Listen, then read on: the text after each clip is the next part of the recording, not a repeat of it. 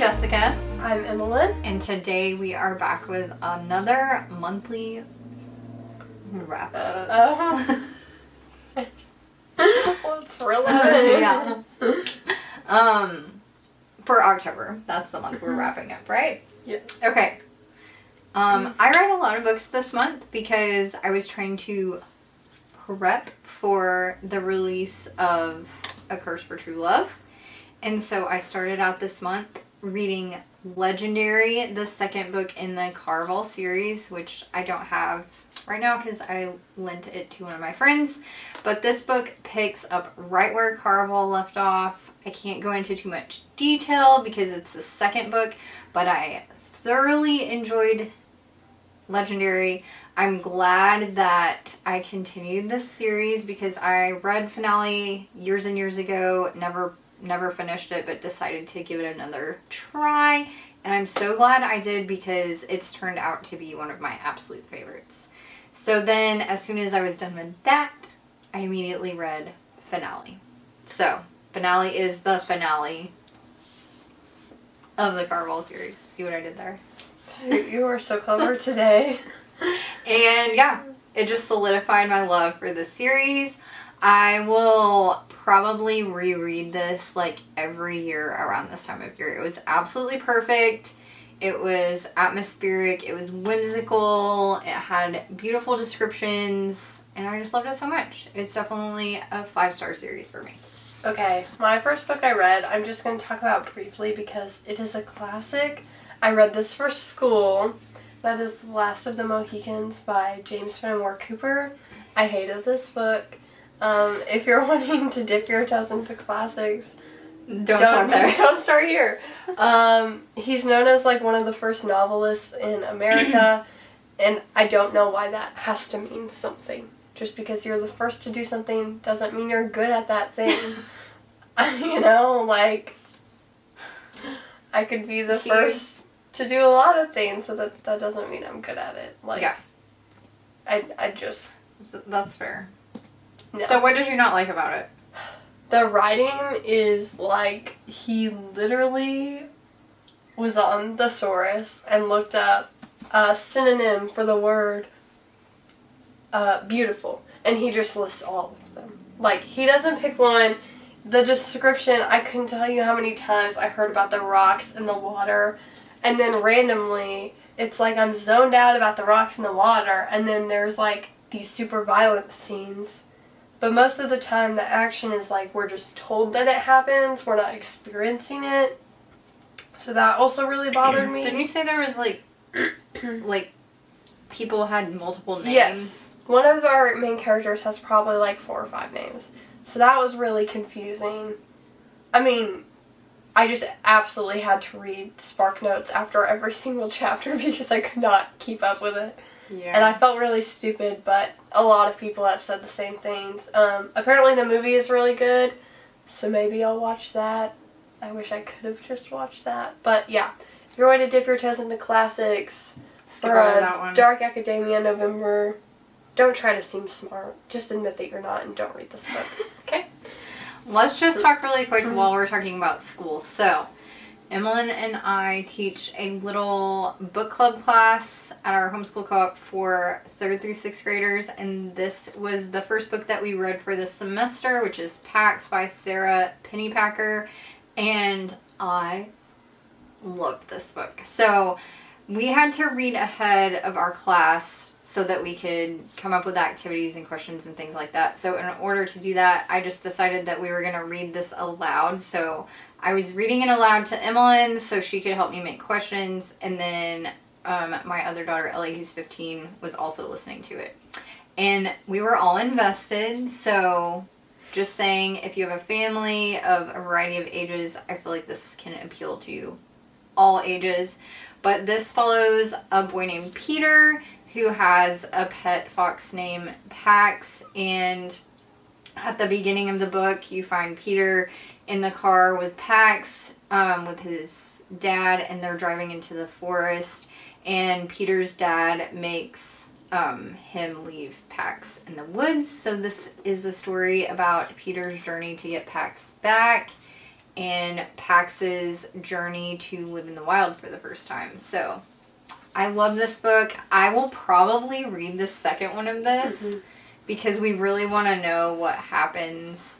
But I highly recommend this for your homeschool day. If you have little kids, if you have big kids, all ages can appreciate this. Okay, my next book was Clockwork Angel by Cassandra Clare. And this is my first Cassandra Clare book, and I did really enjoy it. And I don't know, I didn't love it, I did enjoy it, and I've heard a lot of people say that this is the worst one in the series, but like the other two are so good. You just have to get all the info dump in this book. And I am invested. I really do like all the characters. I really like our main character, Tessa. I love Will. I love any really annoying character, honestly. I just kind of relate. Like, they just push all your buttons. And I just think it's so funny when, like, they're not a villain, but they just antagonize a character. I just think it's hilarious. And a lot of people probably get annoyed with that, but I need some comedic relief. So I did really enjoy Will's character. I will be picking these up in the next week or two, just try to finish out the series before the end of the year. But I did like it. Probably like 3.5 stars. Okay, then we went on an Adrienne Young journey, and I read Spells for Forgetting, which Emmalynn has already read, and then she read The Unmaking of June Pharaoh, which was a Book of the Month pick for October. Yes. Yeah. And so, this is probably one of my favorite books of the year for sure. This book is perfect for the fall time. The atmosphere in this book is like unmatched. It's so fall, dreary, Pacific Northwest vibes. So this follows a girl named Emery who her best friend is found dead, and then her boyfriend and kind of like the love of her life is kind of accused of the murder, even though they never really like found him guilty. The whole town just kind of like lived believing that he did it. And so Emery leaves the island that this takes place on, kind of starts her own life, and then something happens that makes her have to come back to the island. And when she does, she's faced with dealing with the past and the trauma that came with her best friend's murder. And it also, what was really interesting about this book, I think the most interesting thing, this has like a I don't know, like the town in this book is just very interesting. Like the people that make up this town, it's all just so intertwined into the plot. But one thing that's really cool about this book that I don't think you find very often is it's multiple POV, but at some point it gives the POV of the island. And so I just found that to be really interesting and unique and creative to give the perspective of where all of this took place. So I really loved this. This was a 5-star read for me. Okay, I obviously read The Unmaking of June Pharaoh. I read Spells for Forgetting last year, and I also really enjoyed that one. This one, the only thing I didn't like, and this has nothing to do with the book, is it's set in the summer, and it really bothers me when people release books not coinciding with the season. Like you're releasing a June, July book in October. Yeah. It just gives like false expectations, I feel like. So that had to do with my mindset. I was expecting a fall book, and it wasn't a fall book. But it didn't have such strong summer vibes that it ruined the book. The fact that I read it in the fall, I don't think it affected it at all.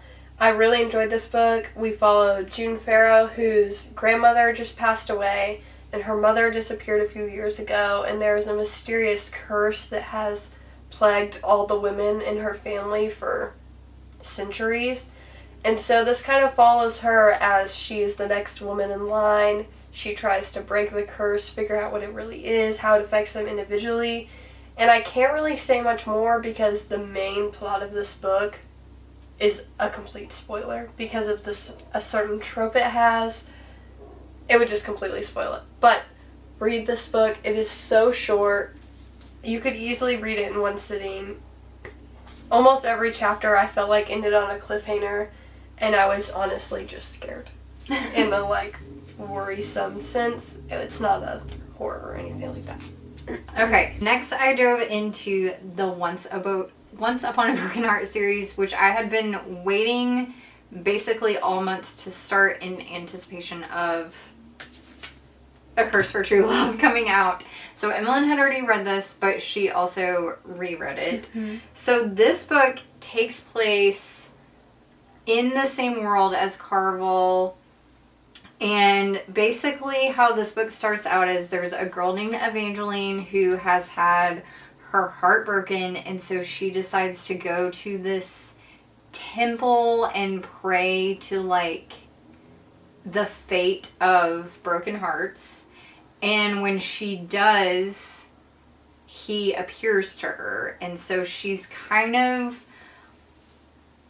in this game of sorts with him. I can't really, like, say too much, but his name is Jax, and Jax does appear in the Carvel series, which, if you haven't read the Carvel series and you think you can read this without reading the Carvel series, you can, but it won't be as wonderful of an experience, because when you pick this up and you're, like, reading about characters that appeared in Carvel, or you're reading Carvel and you're like, oh my gosh, Jax is in this series and he's in that, it's just read them both. I also feel like if you just read these books, you could be like, oh, there's plot holes. Yeah. Oh, they didn't explain his backstory, and she did, because she wrote about him in other books first. And Carvel is his backstory. Yeah. And there's a certain part in, like, the second chapter of this book where Evangeline, we'll just say, is detained. And during this period is when the last book of Carvel takes place. So the beginning of this book, like the first chapter, Legendary, is taking place. And, like, the third chapter, finale, just finished. Yeah. So you see, like, he changes. She talks about how the way he appears at first is different than the way he looks now. And you would understand why if you read. So basically, in this world, there's different fates. Jax is the Prince of Hearts, and his kisses are fatal, except for when he kisses his one true love. So only his one true love can survive a kiss from him. So he's, like, beautiful and very, manipulative? yes, deceitful, manipulative, but even though, like, people know that he's a terrible person, and even if people know that he is a fate, they're still, like, magnetically attracted to him because he's just so attractive, I guess. Like, not just his looks, but he's just, like, he has a I feel like part of his being a fate is he does have a magnetic, like, pull on people. And so that magnetic pull is what makes him be able to manipulate people. So him and Evangeline are just kind of, like, thrust together into this game of sorts, this back and forth. I don't know. I don't even know how to explain it without giving stuff away, but I loved it so much. But what really sealed the deal was the second book. And I feel like everyone talks about how the second book is their favorite of the trilogy because of how it ends. And when this came out, right, people didn't know there was going to be a third one. So people were like, when they got to the end of this book, and they were like, how can this be the end? She waited like a week after the release date to confirm there was a trilogy, and so scary. This one, scary stuff. This one was like a 6-star read for me. And then Emmalynn and I both read this one at the same time. We only had one copy. We could not get a digital copy from the library, so I literally took pictures of the pages to be able to finish this book because I was tired of literally sharing at the same time. And it was actually rather genius, if I do say so myself, because I was just swiping through pictures on my phone to read, and I read it so fast. But, okay. I feel like our reaction to this is like every reaction that I've seen other people say, and that's like when it's finished, they're like, oh, this is a 5-star read. And then they like sit with it for a while and think about it, and they're like, maybe a 4.5. I still think it's a 5-star. Maybe a 4. It's just, but like the first 2 are 6 stars. You know what I mean? And these are 5 stars. There's just a lot of things that I wanted out of this book that I honestly just didn't get. But I honestly, truly believe she is not done. So, like, I didn't tell you. So, Carrie can read. I watched her video last night about this. And she's convinced, like, she said, I am certain that she's already started a book based on characters from this book, and that's why this book just was kind of rushed, because she's already starting that book. Well, yeah, I agree. Now, do I think it's Evangeline or Jack's perspective? No. But do I think it takes place in the Magnificent No, North? she said it's characters from this book. Yes. Not side characters. Yeah. Side characters from this book. Which I am so I have a couple of guesses. But I do think that Evangeline and Jax would be in it, maybe like cameos, but not like main characters. Yeah. So, I don't know. This is still a 5-star series for me. That's honestly also how I felt reading Caraval. But this one just, it was more, at least this one by itself is a 4 for me. When I read Caraval before these were out, I kind of felt the same way, because I was like, what's going on with Jax? Like, what's going to happen? We didn't really have, like, any satisfaction with the way that things were left with the fates. Like, it almost seemed like it was too perfect at the very end, and I didn't trust that. So, I don't know. I think it's just how she is, and I hate her for it, but, like... You love her at the same time. I love it. Okay. The next book I read this month was a big undertaking. And that is A Secret History. And... This is what I read for school. This is what she... Yeah, this is basically, like... It felt like a forced school read at times. So, I wanted to read this because I've had it for a while, and everyone talks about how this is like the OG dark academia book, which I do agree. It is totally dark academia vibes, but it is painstakingly slow. I mean, this book is over 500 pages, and I think it only has like 8 chapters. Like, each chapter is... Like, I read the first chapter, and it was right under 100 pages. And I was like, how's this gonna work? So, basically, if you don't know, really quickly, this follows a group of students at a smaller university. And they're in this select group of students who are Greek majors. So, there's only 5 or 6 of them. And they have, because it's such a small program, they have the same professor for every single one of their classes. So they're very secluded from the rest of the college. They don't have a lot of, like, socialization with anyone else. Like, they're just very reclusive and stick to themselves. And they're all very unlikable. They're all very pretentious in their own way.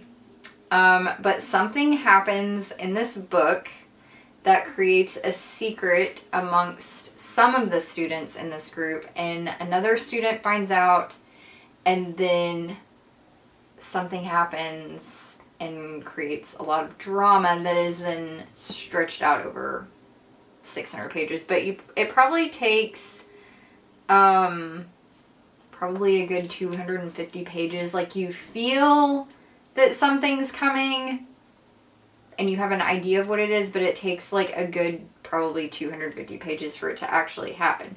Now, I will say, even though I hear a lot of people talk about this, what I don't hear people talk about that took me by surprise is there is a lot of racism in this book towards Jewish people, Catholic people, Protestants, homosexuals.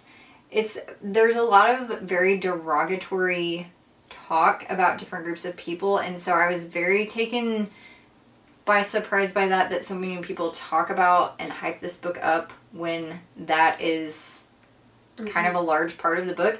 But also one thing that was very disturbing that I've never heard anyone talk about, except Destiny Sidwell actually, there's incest in this book. And that was,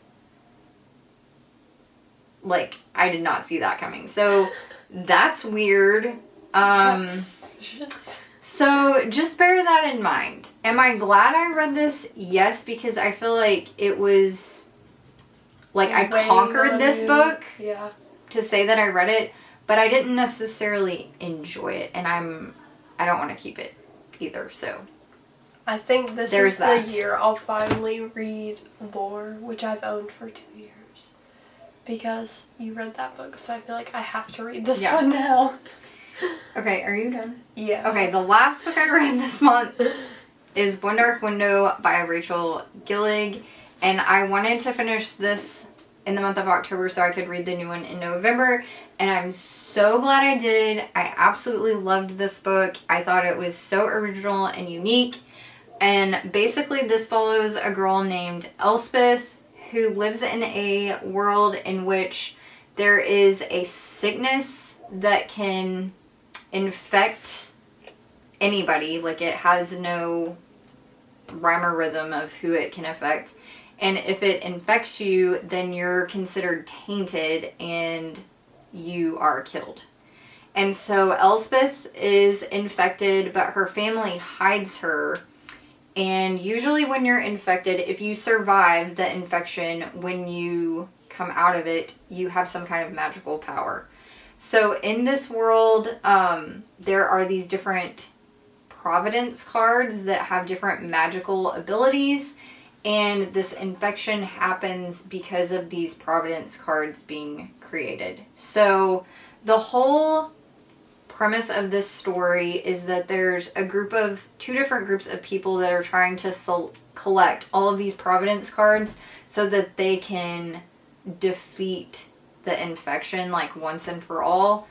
And so you have, like, two competing sides trying to collect all of these Providence cards. But Elspeth, her infection and her magical capability that she has because of the infection is actually she has, like, a creature living in her brain that kind of operates as, like, not a second personality necessarily, but he gives her, like, physical powers and physical strengths. And then she also, you find out later, has another magical power, which I won't say because it kind of gives it away. But I really liked this book a lot, and I'm in the middle of reading the second one now. So I would say this was probably like a 4.25 read for me. So, yeah. It's a good month for you. Those are all the books that we read this month. So, what I would like to know is, if you read A Curse for True Love, what are your thoughts? We also made a video. Oh yeah, we did. A blog. Mm-hmm. And a video reading this and Spells for Forgetting. So an Adrienne Young reading blog. I'll link those videos below. Yeah, and I'll put they them have at the more detailed thoughts for sure. Non-spoiler. Yes. We do not. Well, in the Curse for True Love, we said... We have a spoiler section. Yeah, we have a spoiler section. But we announced video. it. Yes. So, check those out if you haven't already. We'll probably be back with a November TBR soon. Maybe? Yeah, it's already the 5th, if you can't tell. I've been detained. Yeah, we've had a round of sickness going on. Mentally, So. yeah. Anyways, we hope that you enjoyed this video. We hope that you guys had a good October reading month. And if you didn't, guess what? There's always next month. So, each month is a new start, right? Mm-hmm. And it doesn't matter as long as you're reading. And you're happy. That's all that matters. I'm so excited for December, though. All the Christmas books. I'm going to eat up the All Christmas the books Christmas during books. my school break. I'm so ready. Also, November, like, Thanksgiving break. Mm-hmm. No one's going to see me. I'm going to be very busy. So. Anyways, we will see you in our next video. Bye-bye.